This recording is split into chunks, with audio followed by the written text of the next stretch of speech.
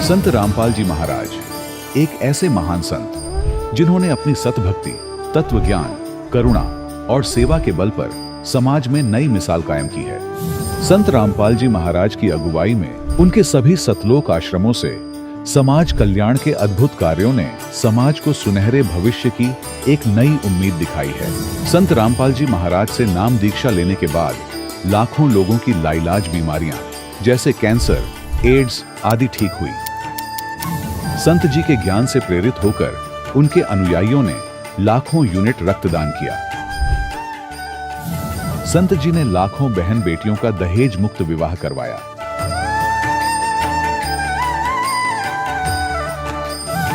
संत जी ने लाखों लोगों का नशा छुड़वाया, करोड़ों उजड़े परिवार बसे। संत जी के आश्रमों में समागम के दौरान निःशुल्क नेत्र चिकित्सा, दंत चिकित्सा प्रदान की जाती है।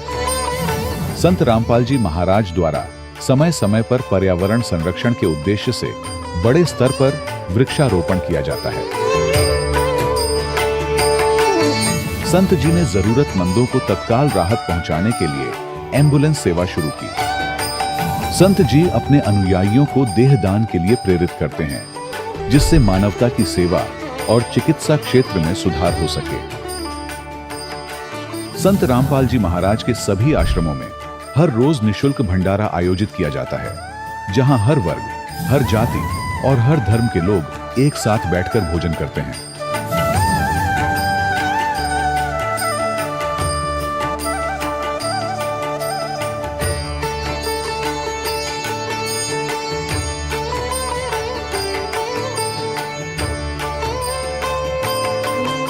संत रामपाल जी महाराज की अन्नपूर्णा मुहिम ने गरीब और बेसहारा लोगों के जीवन में एक नई ऊर्जा और उम्मीद को जन्म दिया है। घर घर खाद्य सामग्री और जरूरी मदद पहुंचाकर संत रामपाल जी महाराज ने लोगों को दुख और मजबूरी से लड़ने की ताकत प्रदान की है।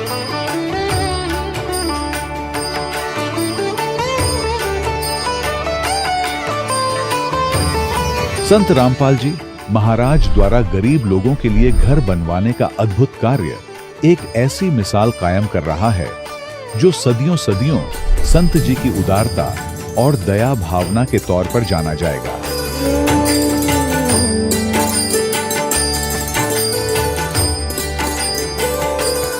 संत रामपाल जी महाराज के आश्रम में हजारों बुजुर्गों को सम्मान और प्यार के साथ जीवन जीने का अवसर मिलता है। उनके खाने, रहने और स्वास्थ्य की पूरी जिम्मेदारी संत रामपाल जी महाराज उठाते हैं। अनाथ बच्चों के लिए संत रामपाल जी महाराज के सभी आश्रम किसी वरदान से कम नहीं। यहाँ उन्हें शिक्षा, संस्कार और भविष्य के लिए बेहतर अवसर प्रदान किए जाते हैं। चाहे बाढ़ हो, भूकंप या महामारी, संत रामपाल जी महाराज और उनके अनुयायी हमेशा ही जरूरतमंदों के लिए सबसे आगे खड़े रहते हैं। कोविड महामारी के दौरान संत रामपाल जी महाराज के आश्रमों से करोड़ों लोगों के लिए भोजन, दवाइयां और जीवन रक्षक सामग्रियां उपलब्ध कराई गई। चाहे गरीब की मदद हो या किसी शोषित और पीड़ित वर्ग के हक और सम्मान की लड़ाई, संत रामपाल जी महाराज ने हमेशा ही उनकी दबी आवाज को सरकारों तक पहुंचाया है और उन्हें उचित न्याय दिलवाने में अहम भूमिका अदा की है। समाज में आध्यात्मिक और सामाजिक मूल्यों के प्रति जागरूकता लाने में संत रामपाल जी महाराज हर कदम पर मानवता के सच्चे सेवक साबित हुए हैं। संत रामपाल जी महाराज का जीवन हमें सिखाता है कि सच्ची सेवा वही है जो निस्वार्थ भाव से की जाए। आइए हम भी इस महान सेवा के कार्य में इस महान संत से जुड़ें और संत रामपाल जी महाराज से नाम दीक्षा लेकर अपने जीवन को धन्य बनाएं।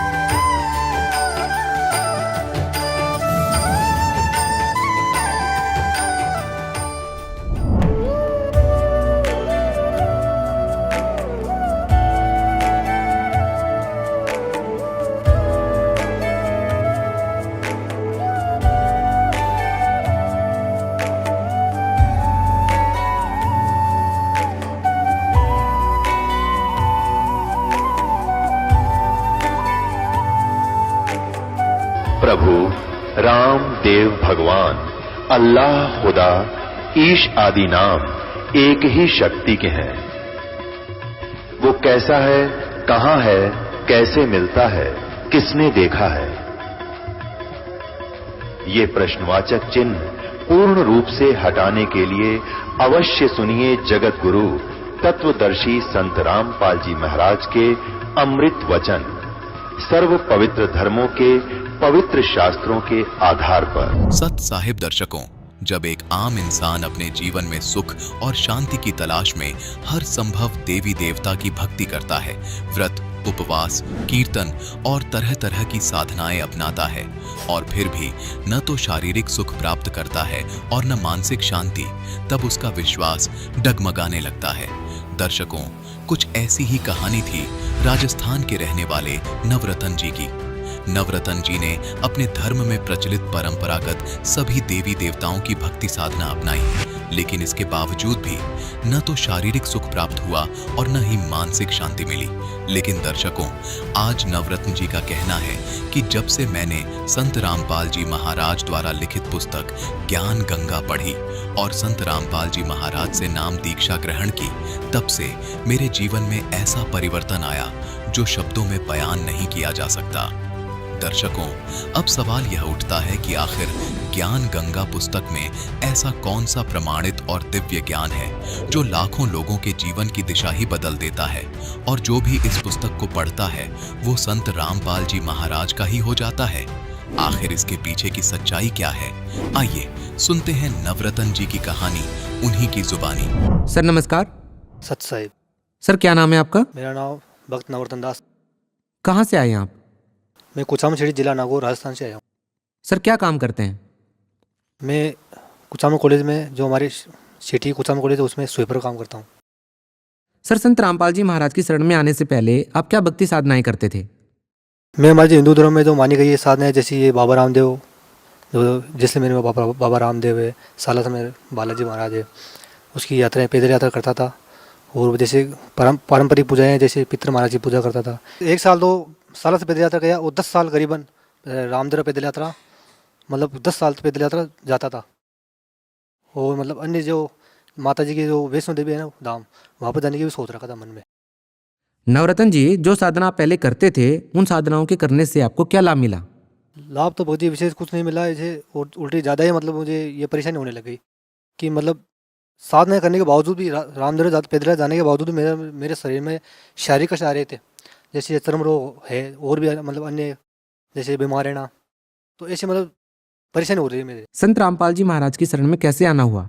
हमारे मोहल्ले के अंदर एक मतलब भगत जी है, वो मतलब पहले 2-3 साल पहले जुड़े हुए थे यहाँ पर, तो उन्होंने मुझे ज्ञान का पुस्तक दी और मतलब ये यात्राएं करता था, उसके बारे में मना करता था वो, तो मैं उसका मना करता था, उसका विरोध भी करता था कि भाई ये तो पारंपरिक सेवा, ये जो साधना है ये क्यों मना कर रहे हो तुम?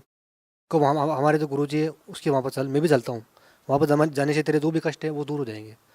तो मैं सोचता था मैं कि जाने से क्या होगा, एक बार उसकी बात मान ले और जाके देखिए क्या होता है, इनके गुरुजी देखिए, एक बार इनका आश्रम देखिए कैसा है।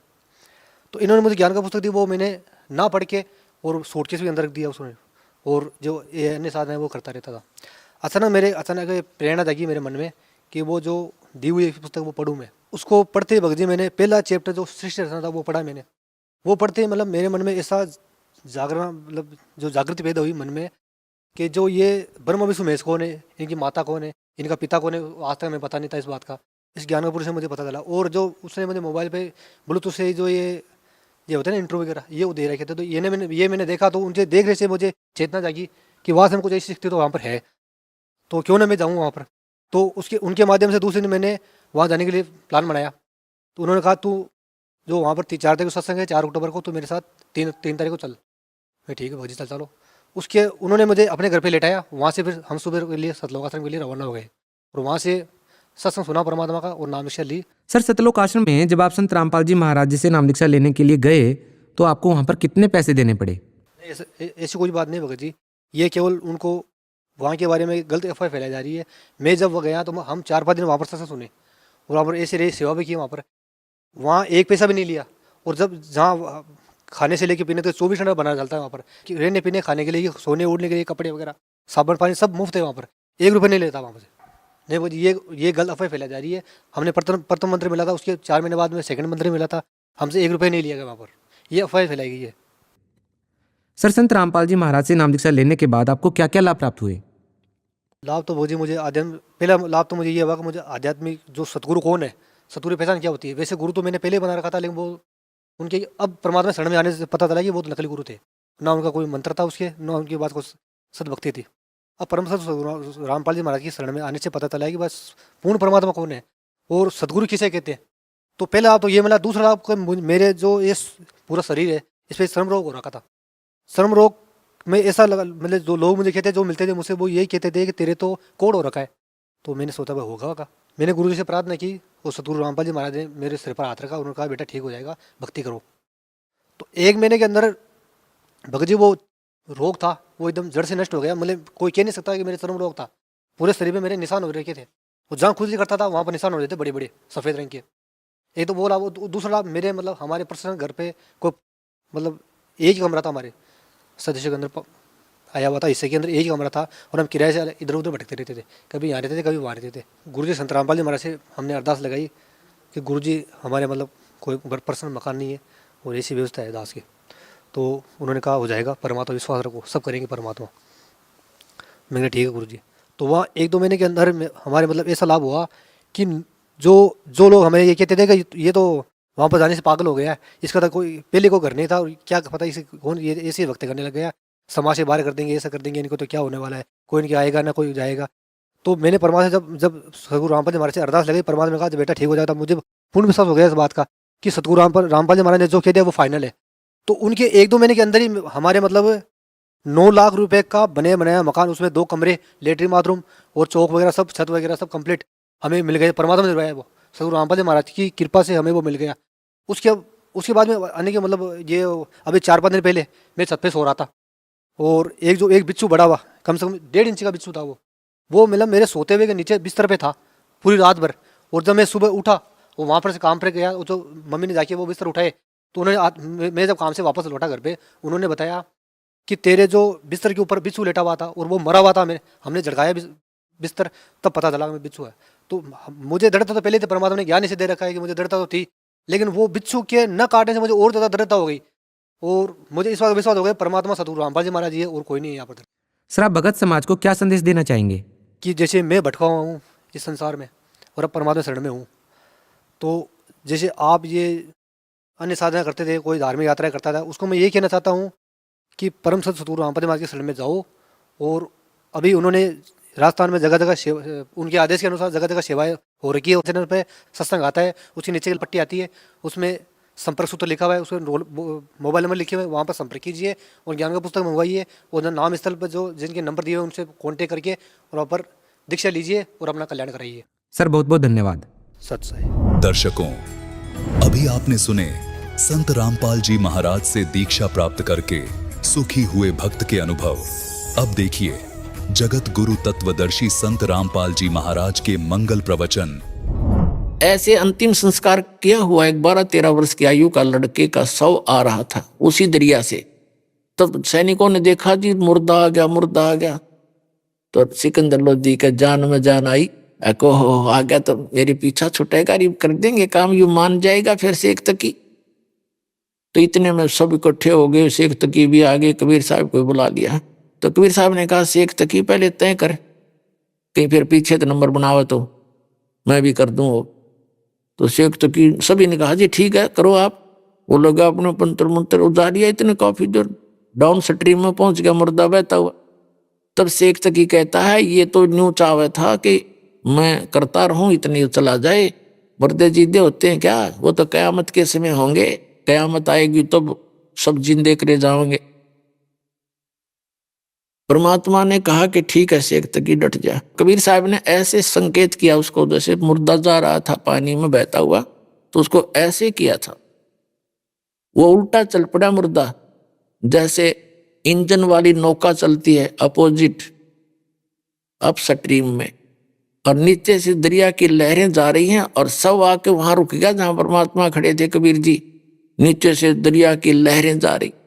तब परमेश्वर ने कहा था ये जीवात्मा जहां है तो कबीर हुक्म से इस शव में प्रवेश कर और बाहर आ जा। इतना ही कहना था, सारा शरीर कांपने लगा। एकदम बाहर आके लड़का दंडवत प्रणाम किया कबीर भगवान को। बोलो सतगुरुदेव।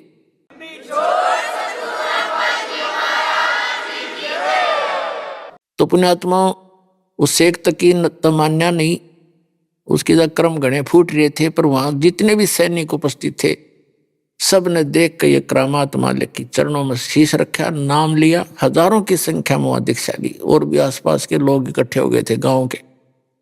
फिर आगे वो दिल्ली शेख तक की नाते फिर वो बकवाद शुरू कर दी, तो राजा तो हिंदू बन गया है, मुसलमान नहीं रहा है, इसने तो ऐसा कर दिया। और भाई लोगों देखो, हम इसकी परीक्षा ले लेंगे, अगर ये परीक्षा में सफल हुआ ये कबीर, तो हम मान लेंगे ये अल्लाह है। तो मुसलमान सारे इकट्ठे कर लिए। उसने कहा जी क्या परीक्षा लोगे? कि इसको उबलते हुए तेल के कढ़ाई में डालेंगे, सरसों के तेल का कढ़ाई उबालेंगे, उसमें डाल देंगे। उस शेख तकी ने सोचा था पढ़ते मर जाएगा, कटा टंटा तेरा इच्छा छूटेगा।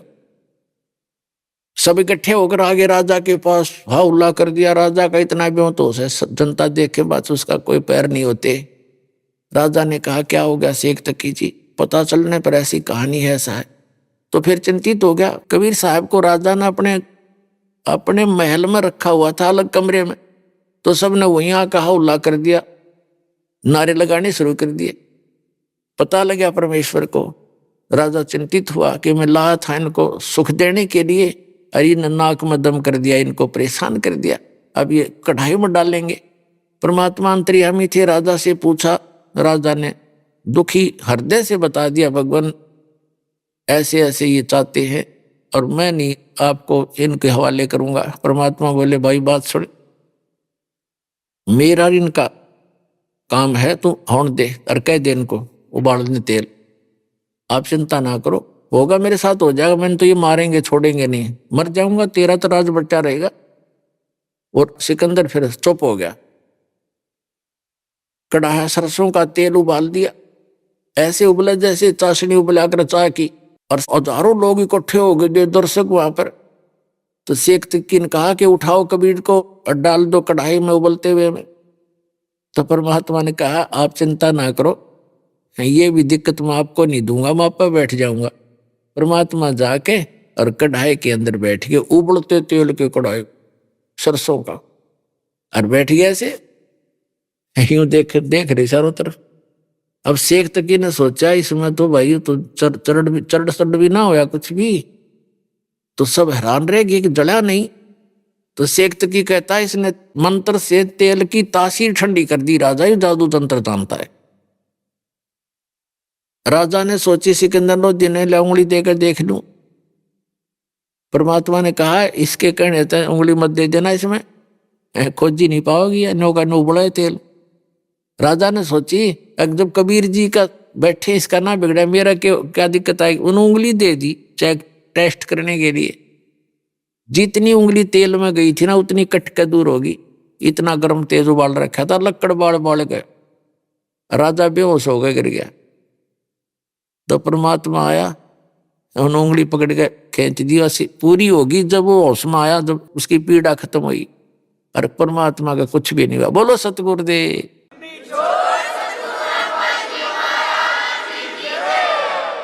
उसके बाद क्या होता है, उसने फिर स्कीम बनाई कि यूं तो तेल में जंतर मंत्र कर लिया करते हैं ऐसे।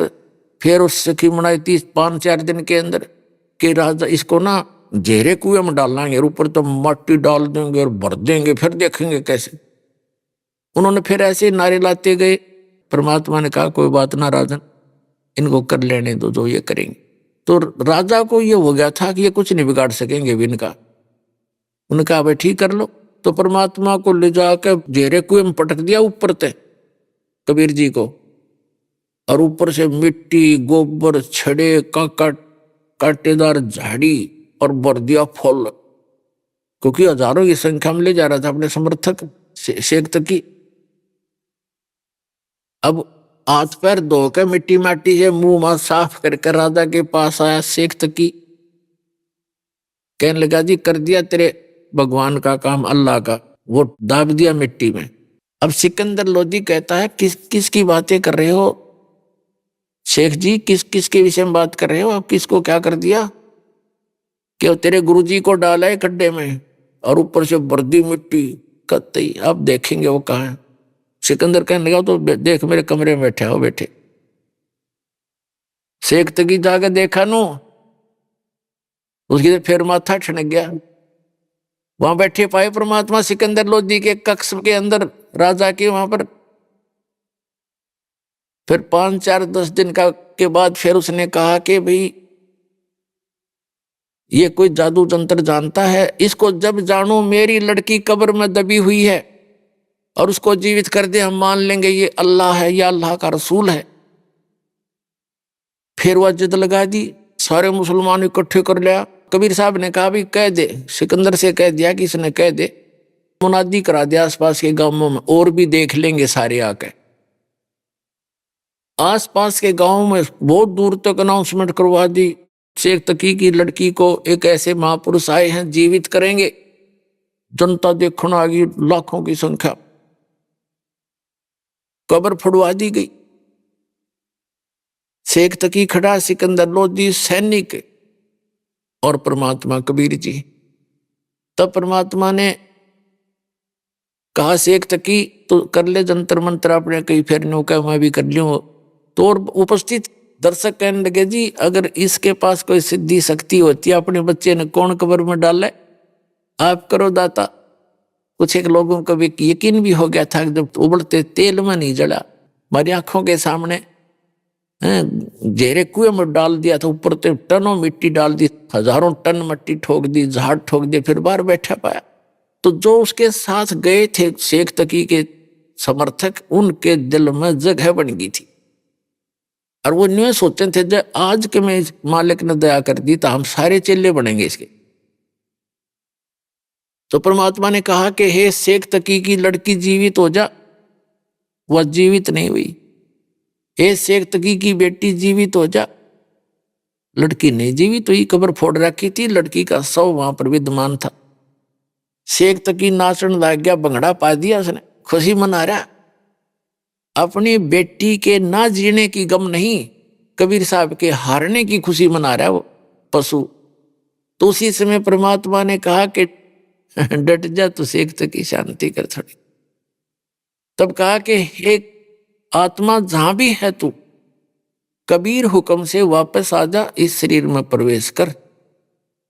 इतना ही कहा था मालिक ने। वो तो जान के कर रहे थे कि ना नाच कूद लेने दे, थोड़ा इसकी असलियत का पता लग जाएगा जनता को।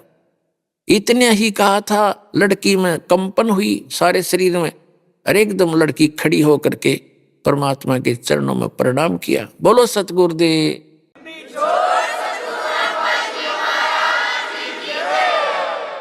उसका नाम कमाली रखा। लोगों ने कहा कमाल कर दिया, कमाल कर दिया। लड़की का नाम कमाली रखा। उस लड़के का नाम कमाल रखा था जो नहर से बहता हुआ मुर्दा जीवित किया था।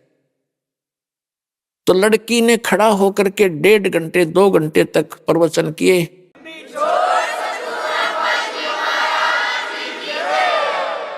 परमात्मा ने उसको दिव्य दृष्टि दे दी बेटी को कि सुना दे सारी राम कहानी जो तेरे साथ भी थी। उसने सारी बताई कि एक जन्म में मैं मालिक से मिली थी, मुझ कर्महीन ने सत्संग की कमी से इनके द्वारा दिए गए ज्ञान को छोड़ दिया, नाम को और अन्य साधना में करने लगी।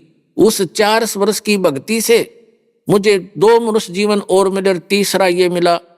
और मेरी ऐसी भी महिमा होगी थी, वो राबी हूं मैं, जिससे मक्का भी उठकर मेरे लिए आ गया था।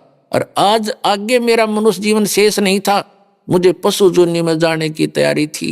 लेकिन ये समर्थ परमपिता वहां पहुंचे और धर्मराज से छुड़वा कर मुझे वापस लाए हैं। लोगों पकड़ लो चरण, ये अल्लाह अकबर आए हैं। लाखों लोगों ने नाम लिया।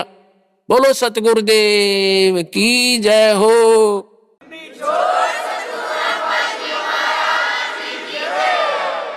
लेकिन शेख तकी की गर्दन मुड़ी नहीं। उन्होंने तो कसम खा रहा किया कि हम एक अल्लाह के सामने शीश झुकाएंगे और के सामने नहीं। अल्लाह सामने खड़ा और टट्टू न झुकाओगे शीश, फिर सारे कुछ करके दिखा दिया, फिर भी न गए अल्लाह को शीश झुकाएंगे। अरे भगवान सामने खड़े, अल्लाह अकबर है वो कबीर साहब। उस परमात्मा के पाने की वो सारी विधि दास के पास है, और अपना कल्याण कराओ। बोलो सतगुरुदेव।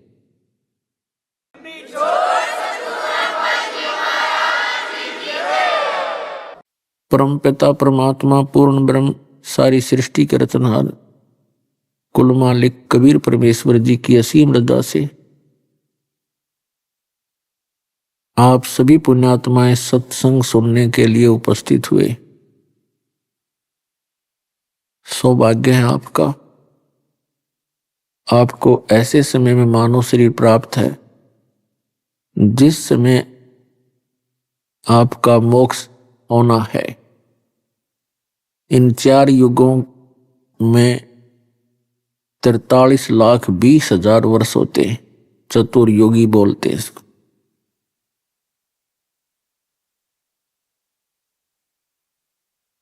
और उनके अंदर ये 1,000-2,000 वर्ष जो हैं अब यही मोक्ष के होते हैं।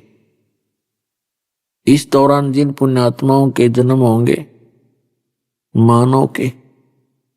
मानव का जन्म होना भी एक बहुत ही कठिन काम है, सुदुर्लभ बताया, बहुत दुर्लभ है।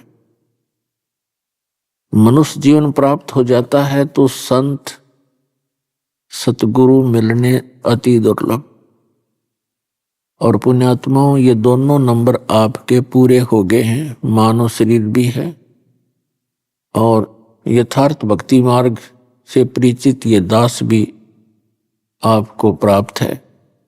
उसके लिए कहा है कि समझा है तो सर दर पाओ और बहुर नहीं रे ऐसा दाव।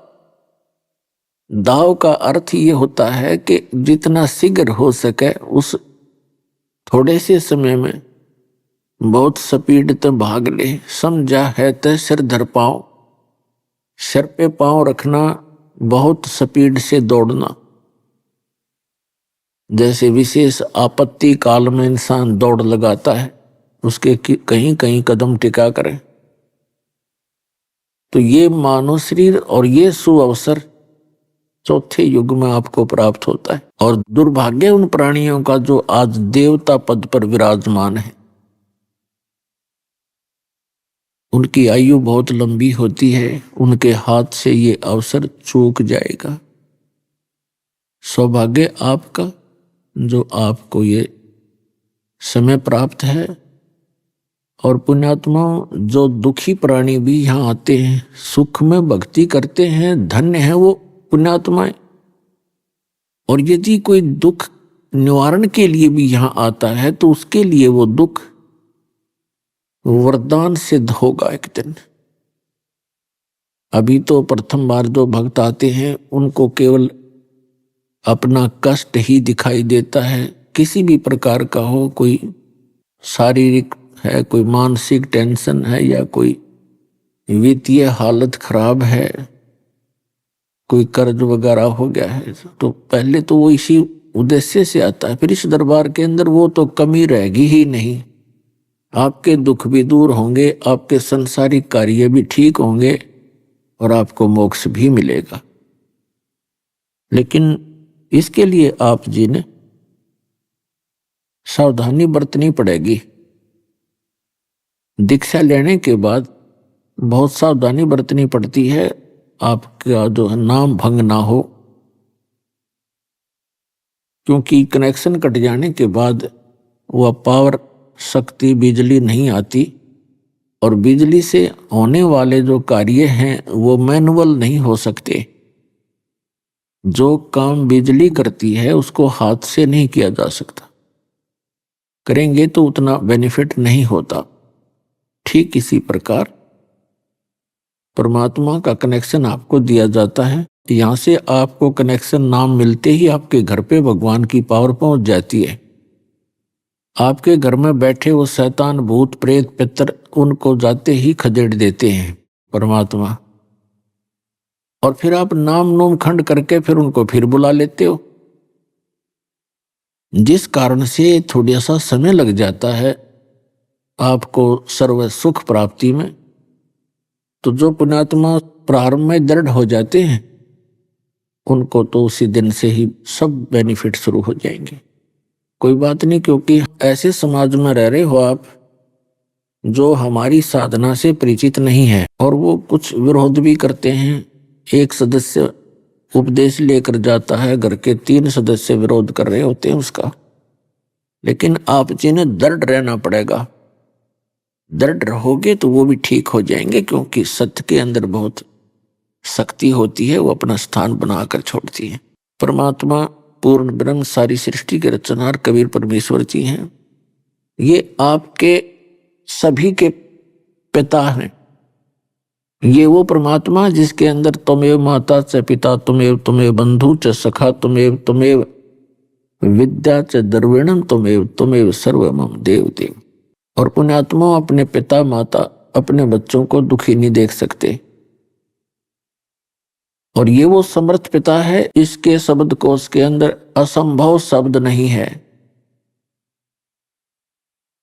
और फिर भी हम इसका लाभ नहीं उठा पाते हैं, तो हमारी अपनी ही त्रुटि होती है कि सतगुरु के दरबार में कमी काहे की ना, अंसा मौज नहीं पावता तेरी चूक चाकरी में। यदि किसी पुण्यात्मा को लाभ नहीं प्राप्त हो रहा है तो उसकी कोई सेवा, उसकी कोई मर्यादा में त्रुटि है, उसको सुधारो। और फिर देखना इस परमात्मा के रोज नए चमत्कार आपके घर में। पुण्यात्माओं, आप बालक हो, बच्चे हो, आप कोई पहली कक्षा का है, कोई दूसरी कक्षा का, कोई 6 महीने का, कोई 2 वर्ष का, कोई 5 वर्ष का। जो पुराने भक्त हैं उनके आप देख लो, वारे न्यारे कर रखे परमात्मा ने हर तरह से। आप बच्चे हो, आप बहुत भयंकर लोक में रह रहे हो, बहुत खतरनाक स्थान है ये। जिस भी संत ने इस स्थान का पता लगाया है उसकी तो फिर स्थिति ही दूसरी हो गई। उन्होंने तो यहां से निकलने की ही चेष्टा की, औरों को भी कोशिश की जगाने की, समझाने की, लेकिन हमने काल की भांग घनी पी रखी है और ये हमें जल्दी सी इस परमात्मा के ज्ञान को ग्रहण नहीं करने देती। लेकिन परमात्मा की शक्ति हमारे साथ रहती है और एक दिन सफलता प्राप्त होती है। साथ परमात्मा रहते हैं तभी हम इस काल के इस जाल से निकल सकते हैं और इसे संघर्ष कर सकते हैं। ये मानव शरीर इतना कीमती बता रखा है प्रत्येक संत ने, जो महापुरुष हैं, जो परमात्मा से परिचित हुए, और प्रत्येक सदग्रंथ है।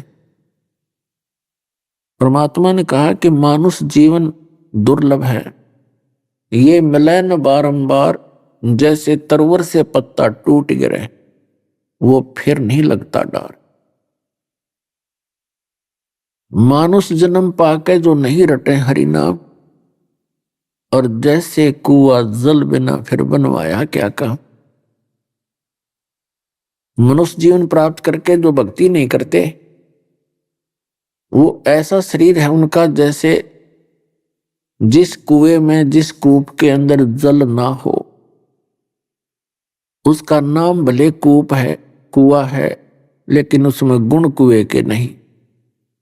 ठीक इसी प्रकार मनुष्य शरीर प्राप्त प्राणी यदि परमात्मा की भक्ति नहीं करता है तो उसका नाम मनुष्य अवश्य है, लेकिन काम मनुष्य के नहीं है।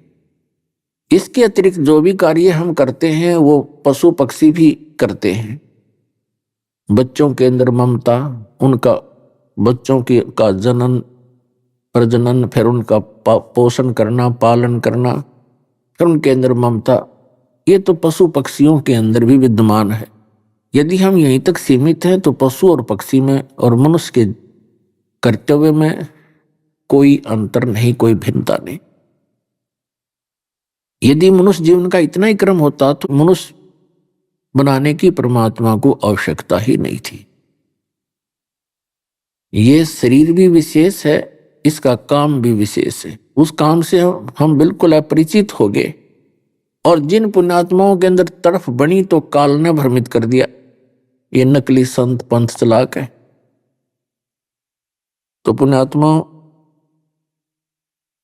अब वो दया हुई है उस परम पिता की, यथार्थ भक्ति मार्ग आपको प्राप्त हुआ है, और यथार्थ वो तत्व ज्ञान आपको प्राप्त हुआ है। आपको सबसे पहले भगवान ने शिक्षित किया। अभी तक ये संत जितने भी नकली पंथ या धर्मगुरु, ये अपनी अपनी दंत कथा सुनाया करते थे, और जो भी शीघ्रता से स्पीड से संस्कृत बोल देता था, हम उसके साथ लग जाते थे कि ये बड़ा विद्वान होगा। अरे भले आदमी, शास्त्र हमारे वही हैं, सदग्रंथ का ज्ञान एक जैसा होना चाहिए यदि किसी को समझ है तो। यदि वो हमारे धर्मगुरु सदग्रंथों से परिचित होते तो उनके भिन्न भिन्न प्रकार के वचन ही नहीं होते, एक जैसी बातें होती सबकी। और सदग्रंथों को ना समझकर कोई विष्णु जी को सुप्रीम पावर बताते थे, कोई ब्रह्मा जी को, कोई शंकर जी को, कोई दुर्गा के गुण गाते थे, कोई गणेश जी की महिमा सुनाते थे, कोई हनुमान जी की ही महिमा सुनाते थे। तो इसको कहते हैं स्थिर ज्ञान ना होने से भ्रमित थे। श्रीमद् भगवत गीता अध्याय नंबर 2 के श्लोक नंबर 53 में कहा कि अर्जुन, जिस समय तेरी बुद्धि भिन्न भिन्न प्रकार के भ्रमित करने वाले वचनों से हटकर एक तत्व ज्ञान पर स्थिर हो जाएगी, एक परमात्म ज्ञान पर स्थिर हो जाएगी, तब तू योग को प्राप्त होगा, तब तो तेरी भक्ति प्रारंभ होगी, नहीं तो कोई ना कोई डगमग आपको करता ही रहेगा। तो पुण्यात्मा, अब आपको वो तत्व ज्ञान मिला है कि इस ज्ञान को सुनने के बाद आप डगमग नहीं हो सकते, ऐसी सेट हो जाएगी बुद्धि आपकी, फिर आपको कोई भ्रमित नहीं कर सकता। और भक्ति तभी बनती है। तो परमात्मा हमें याद दिलाते हैं, राम नाम रटते रहो, राम नाम रटते रहो, जब तक घट में प्राण, कबू तो दीन दयाल के भनक पड़ेगी कान। राम रटत कोढ़ी भलो, चू चू पड़े जो चाम, वो सुंदर शरीर किस काम, कहा जा मुख नहीं नाम। राम रटत दारिद्र भलो, टूटी घर की छान, वो सुंदर महल किस काम के, जहाँ भक्ति नहीं भगवान। कबीर जे व्या तो आए भली, जो रट हरि नाम, नहीं तो काट के फेंक दियो, ये मुख में बोलो ना चाम। परमात्मा की भक्ति की कितनी महिमा बताई है, परमेश्वर ने स्वयं आकर के ज्ञान दिया है। पुण्यात्माओं, यहाँ कितने कितने महापुरुष हुए हैं, और ऐसे ऐसे सिद्धि युक्त महापुरुष हुए हैं जिन्होंने सातों समुद्रों को और एक ही घूंट में पी लिया। 7 समुद्रों को एक घूंट में पी लिया, खाली कर दिए। तो इस तरह की इनके चमत्कार, ये करामात देख के हम इनको परमात्मा प्राप्त महात्मा मानने लगे। अब परमात्मा के इस तत्व ज्ञान की रोशनी से पता चला कि ये तो आसपास भी नहीं थे भक्ति के, जो इस प्रकार के जादूगरी दिखाया करते थे। ऐसे ऐसे महापुरुष हुए हैं कि कहते, एक महात्मा अपने आश्रम की दीवार के ऊपर बैठा दातुन कर रहा था। सामने से एक दूसरा संत एक मायावी शेर के ऊपर बैठकर आ रहा था। उस द्वार पर बैठे हुए संत ने कहा कि द्वार तू भी चल पड़ 10 कदम स्वागत के लिए। कहते वहां द्वार ही चल पड़ी। तो इस चीज से आज तक उनके गुणगान गाए जाते हैं, उनके आश्रम बने हुए, उनकी मृत्यु के उपरांत उनकी यादगारों पर आज भी पूजाएं हो रही हैं। हाँ, विचार करने की बात है कि परमात्मा की थोड़ी सी भक्ति सिद्धि प्राप्त करके इंसान परमात्मा बनने की कुचेष्टा करता रहा और मालिक से दूर रहा। ये काल के जाल हैं। फिर क्या हुआ?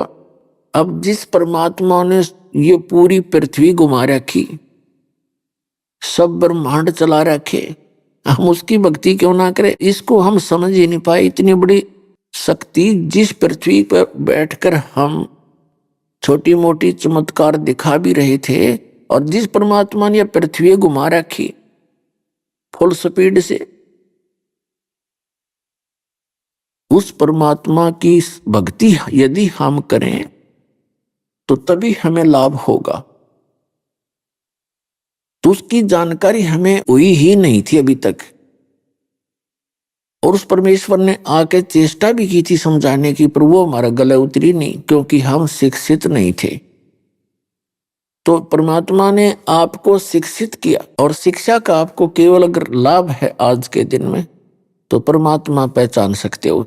बाकी दो रोटी का झगड़ा है, इसमें चाहे राष्ट्रपति बन ले, चाहे प्रधानमंत्री पूरी पृथ्वी का पति बन ले, और चाहे कितना बड़ा सेठ बन ले, या काल की भूल भुलैया है, कल मृत्यु हो जाती है। वो प्लातून अगले दिन गधा बना पाओगे 1 साल के बाद। तो क्या है यह शिक्षा? क्या यही काम है इस मनुष्य जीवन का? या हमारे बात तो समझ में ना आती, हम नो सोचे मनुष्य बन गए, बस हमारे तैसे ठाठ रहेंगे। परमात्मा कहते हैं कि तू जाने मेरी ऐसे निभाएगी, ये तो हरदम लेखा भरना रे, एक एक श्वास का हिसाब किताब चल रहा है आपका। और जिस दिन आपका ये संस्कार पूरा हुआ, 1 सेकंड नहीं लगे कि आपको यहां से जाने लग रहे हैं, आपके समक्ष आप देख ही रहे हो। तो जिस दिन आप इस परमात्मा के ज्ञान से परिचित हो जाओगे, फिर आपको यो लोक ऐसा दिखाई देगा, आपकी जान का झाड़ दिखाई देगी, आपने यहाँ की संपत्ति जिसके लिए आप दिन रात लगे रहते हो। और परमात्मा साथ रहेगा तो आपने संपत्ति भी देगा, क्योंकि आपको इतना ज्ञान करा देगा परमात्मा कि आपको ये संपत्ति अपनी नहीं, एक रेस्टोरेंट दिखाई देगा। क्योंकि रेस्टोरेंट में जो व्यक्ति जाता है, रुकता है धर्मशाला में, उसको जिन आवश्यक वस्तुओं की आवश्यकता होती है वो उपलब्ध होती है। उसको ये भी पता होता है कि ये तेरी नहीं है, उनका प्रयोग वैसे ही वो किसी तरह कर रहा है, आराम से लेट रहा है, बैठ रहा है, खाना खा रहा है, कुर्सी लगी है, उसको मालूम है ये तेरी नहीं है और तू ले जा नहीं सकता, तो उसमें मोह हो ही नहीं सकता, होता ही नहीं उसका। जिस दिन वो चलना है छोड़कर चल पड़ता है, देखता भी नहीं उधर। तो इस तत्व ज्ञान से आपको ऐसी स्थिति आ जाएगी, जिस घर में, जिस महल में आप रह रहे हो, आपको रेस्टोरेंट दिखाई देगा, और चलते समय आपकी ममता उसमें रह नहीं की, क्योंकि आपको पहले ही पता था कि ये अपना नहीं है। हमने यहाँ रहने के लिए जो आवश्यक वस्तुएं हैं वो परमात्मा ने हमें उपलब्ध करा रखी है, और ये लोक पराया है, ये घर दूसरा है, हम यहाँ के नहीं हैं, हम तो मेहमान हैं कुछ चंद दिनों के। दास ये स्थिति लाना चाहता आपकी बुद्धि की, जिस दिन, क्योंकि अभी तो आप बालक हो, बताया कोई पहली कक्षा का, कोई दूसरी का, किसी ने 2 वर्ष नाम लिए हुए, किसी ने 1 वर्ष, किसी ने आज ही प्राप्त हुआ है। तो जिस दिन आपको नाम मिला है, आपका जन्म है इस भक्ति मार्ग में। अब तक आप कहीं भी साधना कर रहे थे, वो भक्ति थी नहीं, आपको काल ने भूल भुलैया कर रखी थी, वो जहां जिन संतों के पास आप थे। तो यहां आने के बाद फिर कुछ दिनों के बाद आपको जो आवश्यक वस्तुएं हैं वो तो आपको इतनी दे देगा परमात्मा, आपका समझ में नहीं आएगी, और फिर अब ये ज्ञान आपके साथ रहेगा। ये ज्ञान नहीं हो तो आप धोखा खा जाओगे, इतनी माया मिल जाती है। फिर आपकी चेष्टा यही रहेगी कि ये फिर दोबारा जन्म हो गया तो फिर लंबी कहानी हो जाएगी। तो इसलिए परमात्मा हमें याद दिलाते हैं, मन तू सुख के सागर बस रे भाई, और ना ऐसा यस रे, कि उस सुख के सागर में चल, यहाँ की इस फोकट महिमा में तो भ्रमित ना हो। जैसे कोई प्रधानमंत्री बन गया, ठीक है, उस पुण्यकर्मी प्राणी का कोई संस्कार पुण्य अधिक है, प्रधानमंत्री बन गया, और यदि वो भक्ति नहीं कर रहा तो आज हमने उसके सत्र का पता है वो कैसा प्राणी है, अगले जन्म में उसके साथ क्या बीतेगी। हमें वो आगे की दिखाई देती है। उन बच्चों को जो खिलौनों से खेल रहे हैं, कोठी बना ली, फैक्ट्री बना ली, मंत्री मुख्यमंत्री बन गए, चाहे सारी पृथ्वी का पति बन जा, जब भक्ति नहीं है तो एक अन्य का जीव नहीं। वो इस भक्ति मार्ग से तोल कर देखेंगे, जिस परमात्मा के पैमाने से नापेंगे। कहते हैं अगम निगम को खोज ले बुद्धि विवेक विचार, और उदय अस्त का राज मिले तो बिन नाम बिगाड़। ओए परमात्मा कहते हैं जरा सी बुद्धि से काम लेकर देख प्राणी, यदि भक्ति नहीं है, सतनाम सच्चा नाम तेरे पास नहीं है, सत भक्ति नहीं है, उदय अस्त का राज मिले तो बिन नाम बिगाड़। जो व्यक्ति सत भक्ति नहीं करता है और चाहे सारी पृथ्वी का राजा हो जावे, वो बेगार कर रहा है। बेगार किसे कहते हैं? जैसे पुराने समय में पहले हमने वो याद है वो बातें, जैसे ये 3 व्हीलर चले थे बड़े बड़े। अभी आपने सुने संत रामपाल जी महाराज के मंगल प्रवचन। आइए अब सुनते हैं संत रामपाल जी महाराज से नाम दीक्षा लेकर सतभक्ति करके अद्भुत लाभ प्राप्त करने वाले अनुयायी के विचार। दर्शकों, हर व्यक्ति एक ऐसा जीवन जीना चाहता है जिसमें सांसारिक सुख के साथ साथ आर्थिक और मानसिक शांति भी हो। लेकिन इस सुख की खोज में अक्सर मनुष्य ऐसे रास्तों पर चले जाते हैं जो उन्हें अंधेरे की ओर ले जाता है। बदायूं उत्तर प्रदेश के निवासी रघुवीर सिंह जी की कहानी भी कुछ ऐसी ही है। रघुवीर जी हिंदू धर्म में प्रचलित सभी पूजा पाठ किया करते थे। इनकी जिंदगी तब बदली जब इन्हें संत रामपाल जी महाराज की शरण मिली। दर्शकों, आइए जानते हैं कि आखिर रघुवीर जी ने सभी भक्ति साधनाएं त्याग कर संत रामपाल जी महाराज की शरण क्यों ग्रहण की। सुनते हैं रघुवीर जी की कहानी उन्हीं की जुबानी। नमस्कार सर। सच साहब सर। सर क्या नाम है आपका? मेरा नाम है रघुवीर सिंह भारती। रघुवीर जी आप कहाँ से हैं? जनपद बदायूं उत्तर प्रदेश से। रघुवीर जी संत रामपाल जी महाराज से नाम दीक्षा आपने कब ली? सर मैंने संत रामपाल जी महाराज जी से नाम दीक्षा 7 अगस्त सन 2014 में ली थी। संत रामपाल जी महाराज से नाम दीक्षा लेने से पहले क्या आप कुछ भक्ति साधना भी करते थे? सर संत रामपाल जी महाराज जी के शरण में आने से पहले मैं शुरू से ही मतलब धार्मिक प्रवृत्ति कर रहा हूँ और पूजा पाठ में विशेष मेरी रुचि रही है। लेकिन मेरे लिए सही ज्ञान नहीं था। जो जैसा मुझसे कह देता था मैं उसी की पूजा करने लगता था। कोई मुझसे कहता था कि शंकर जी की पूजा करो कि ये सबसे बड़े देवता हैं, उनकी पूजा करने लगा। कोई कहता कि हनुमान जी की करो तो उनकी पूजा करने लगा। जो जैसा कह देता था मैं सबकी पूजा करने लगता था। लेकिन मेरे लिए किसी तरह का कोई भी मुझे शांति नहीं मिली और ना ही मेरे लिए कोई लाभ मिला। और जितनी मैंने पूजा पाठ करी उतनी ही मेरे लिए अशांति रही। मेरे घर में हर समय कलेश रहता था और मेरी आर्थिक स्थिति बहुत ज़्यादा ही गिरती जा रही थी। तो इसलिए अब मेरी स्थिति इतनी ख़राब हो गई थी कि मैं ये सोच रहा था कि क्या करूं, मैं किसकी पूजा पाठ करूं कि जिससे कि मेरी मतलब काम मेरा सही चलने लगे या अच्छा होने लगे।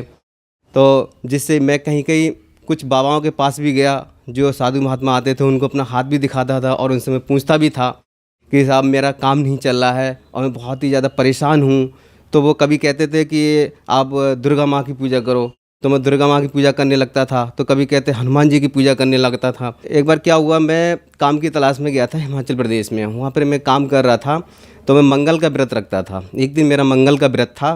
तो जहाँ पे मैं रहता था वहीं पर एक निरंकारी पंथ से जुड़े हुए थे। तो वो शाम के टाइम में वो खाना खा रहे थे। तो उन्होंने मुझसे कहा कि खाना खा लो। तो मैंने कहा नहीं, मैं आज खाना नहीं खा सकता। वो बोले क्यों, ऐसा क्या है, आज खाना क्यों नहीं खा सकते? मैं बोला कि आज मेरा मंगलवार का व्रत है। बोले व्रत? बोले ये क्या होता है? मैंने कहा व्रत क्या होता है? मैंने कहा हनुमान जी की मैं पूजा करता हूँ तो मैं व्रत कर रहा हूँ। बोले इससे आपको क्या लाभ मिल रहा है? अब मैंने लाभ क्या मिल रहा है, मैंने जिस दिन मैं इनका व्रत करता हूँ उस दिन मेरा मन शांत तो नहीं रहता, लेकिन मुझे पता नहीं, मुझे गुस्सा सी हमेशा रहती है, मुझ पर सवार रहती है। तो क्या आपने कोई गुरु बनाया? मैंने कहा गुरु बनाने की हमें क्या ज़रूरत है, हम कोई गलत काम नहीं करते, कोई चोरी नहीं, डकैती नहीं, कोई बेईमानी नहीं, कोई गलत काम नहीं करते, हमें क्या करना गुरु बनाने की? तो बोले कि नहीं, अपने जीवन में कल्याण के लिए गुरु तो बनाना बहुत ज़रूरी है। तो हमने फिर बताओ किन को गुरु बनाएं, कौन है ऐसा?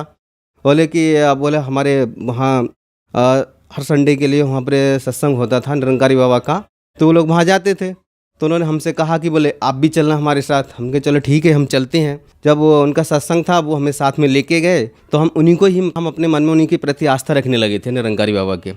सर संत रामपाल जी महाराज से नाम दीक्षा लेने के बाद क्या आपको कुछ लाभ भी प्राप्त हुए? एक हमारे पास में एक भगत रहते हैं संतोष दास, तो वो हमारे यहाँ अखबार डालने आते थे।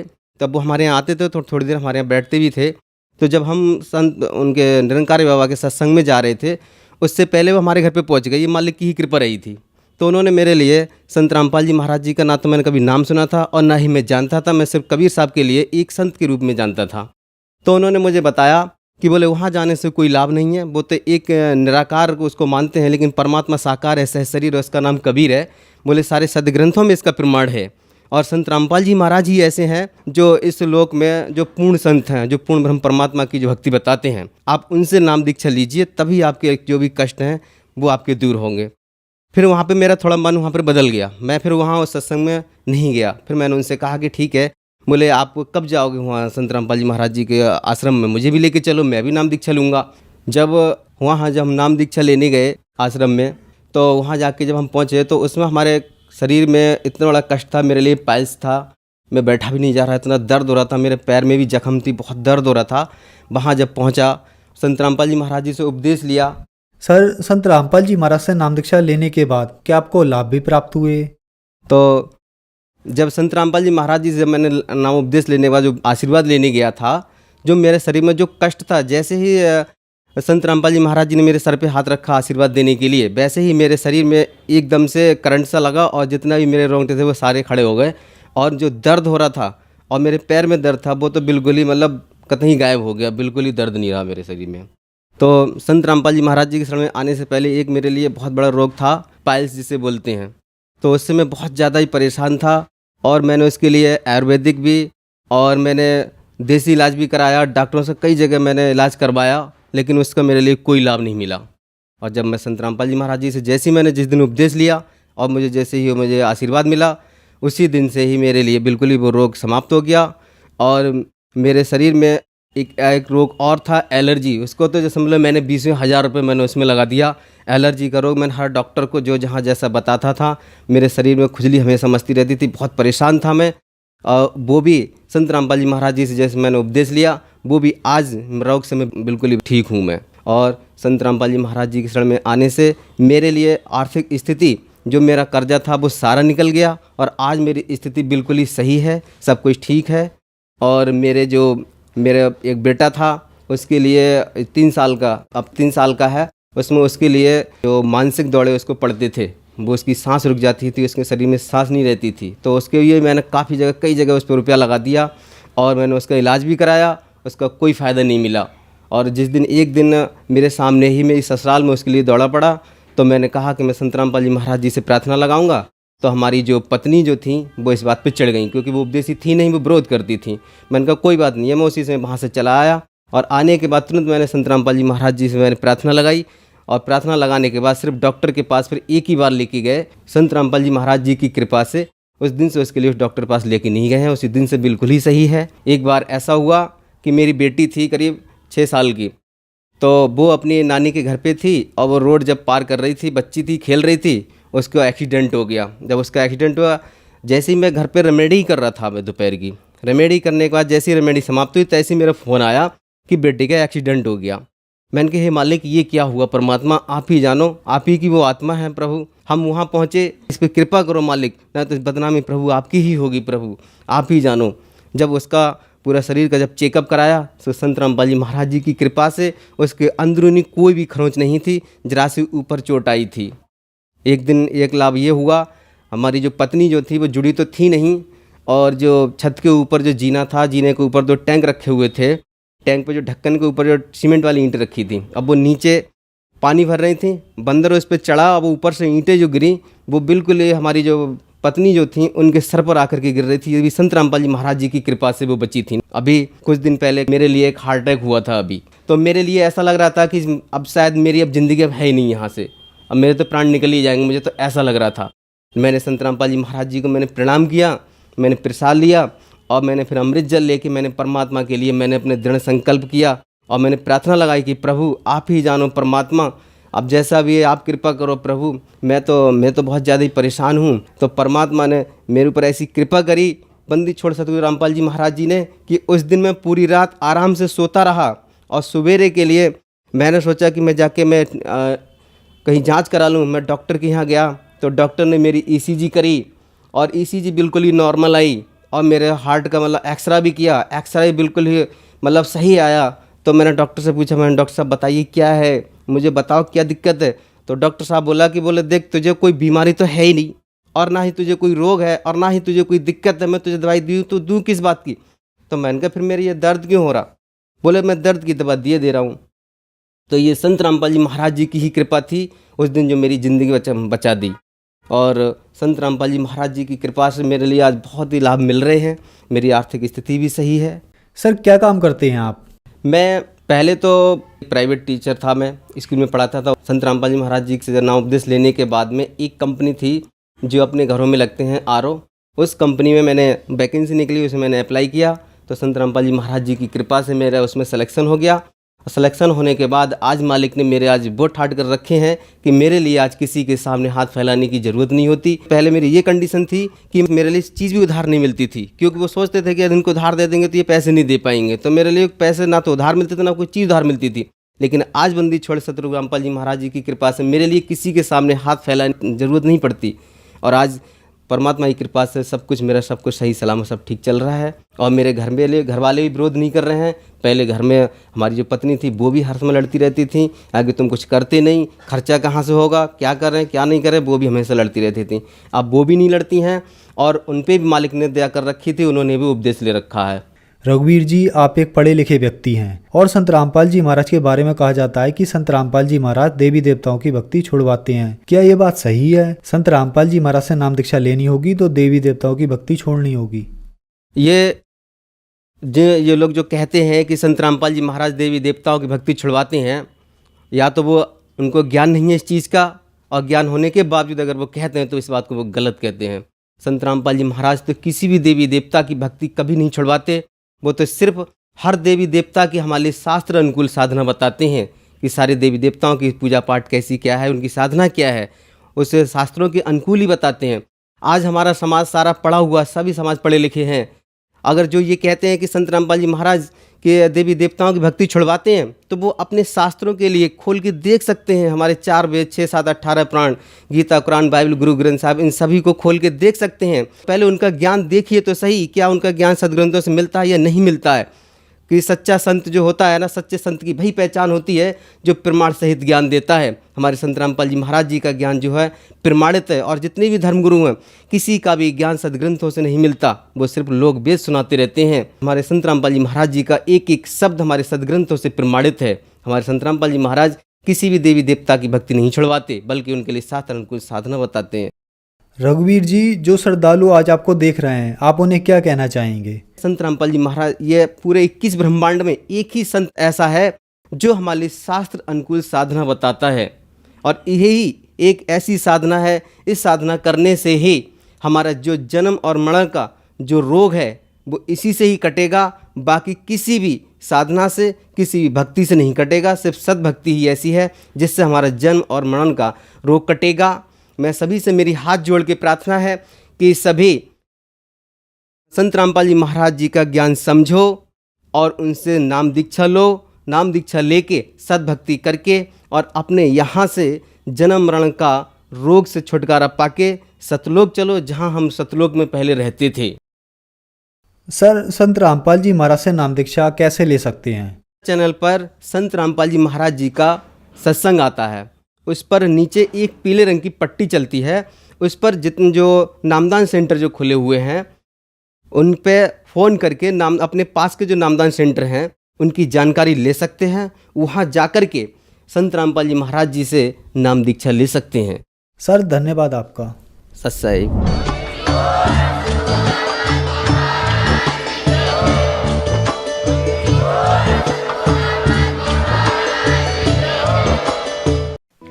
आप सुन रहे थे जगत गुरु तत्वदर्शी संत रामपाल जी महाराज के मंगल प्रवचन।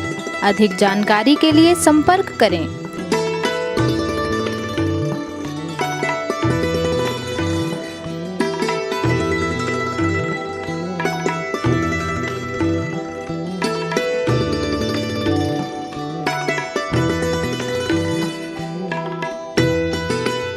जगत गुरु तत्वदर्शी तत्वदर्शी संत रामपाल जी महाराज जी के पावन सानिध्य में भक्ति की अलख जगाने तथा श्रद्धालुओं को सत्य भक्ति मार्ग का रास्ता दिखाने हेतु कनाडा के लोकप्रिय channel the TV NRI channel पर जगत गुरु तत्वदर्शी संत रामपाल जी महाराज जी के मंगल प्रवचनों का प्रसारण प्रतिदिन सुबह 7:30 बजे से 8:30 बजे तक तथा रात्रि 7:30 बजे से 8:30 बजे तक किया जा रहा है। इस सत्य भक्ति मार्ग को अपनाने के लिए अधिक से अधिक सत्संग प्रसारण देखें। इस सत्संग प्रवचन का सीधा प्रसारण संत रामपाल जी महाराज लाइव सत्संग YouTube चैनल और जगत गुरु संत रामपाल जी महाराज Facebook पेज पर भी देख सकते हैं।